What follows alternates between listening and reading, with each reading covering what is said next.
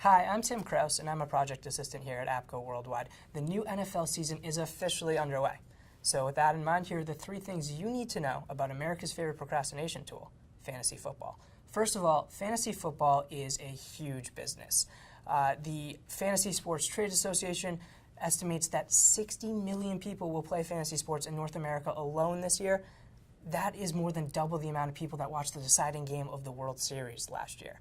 And now fantasy football represents a multi-billion-dollar industry that almost matches the annual revenue of the actual NFL. Secondly, fantasy football's history and development really mirrors the history and development of technology itself. Fantasy sports started out as this offline game that was reliant upon newspaper box scores where you didn't really know who was going to win until the very end of the season. Now there are thousands of websites and apps dedicated to fantasy football, and users can track their fantasy players' performance in real time.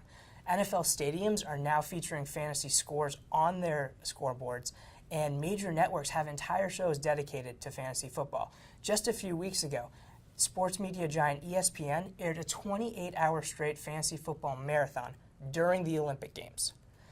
Lastly, fantasy football is changing. More and more people, despite the legal controversies, are signing up for daily for-profit fantasy football sites like DraftKings and FanDuel.